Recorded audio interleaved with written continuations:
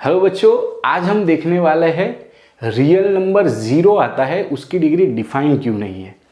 तो सबसे पहले डिग्री डिफाइन कैसे करते हैं, डिग्री कैसे फाइंड करते हैं।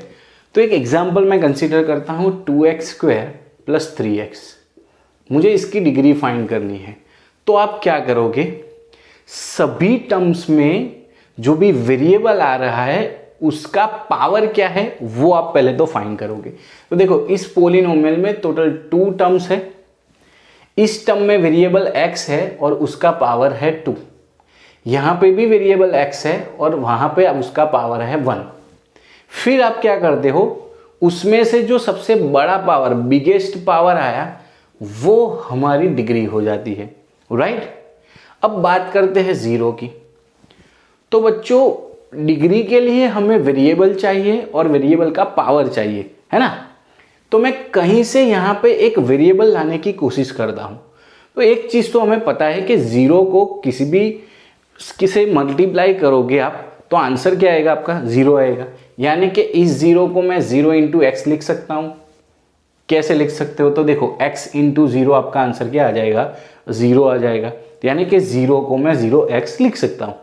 अब देखो यहां पे वेरिएबल, देखो इसे एक टर्म मान के चलो, ये एक टर्म है। तो इस टर्म में वेरिएबल है x और उसका पावर क्या है, 1 है।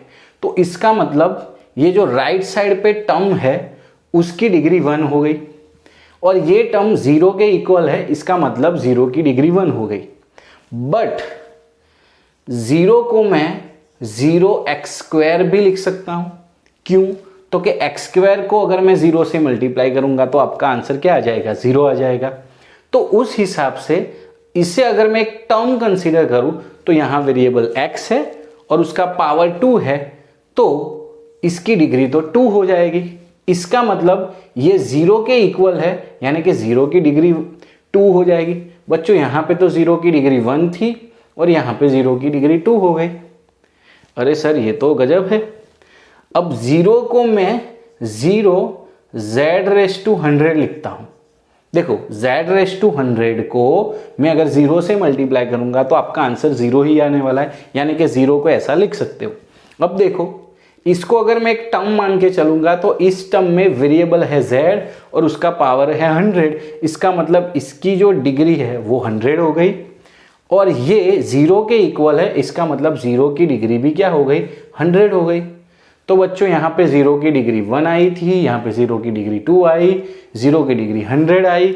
ऐसे तो देखो, मैं एक अलग अलग एक्सप्रेशन कंसीडर करूंगा तो 0 की डिग्री चेंज होती रहेगी। यानी कि कोई एक पर्टिकुलर नंबर आपको मिल रहा है जिससे आप बोल सको कि भाई हाँ, 0 की डिग्री ये है, नहीं हो रहा है ना। अलग अलग नंबर आ रहे हैं, इसी वजह से 0 की डिग्री डिफाइंड नहीं है बच्चों, राइट।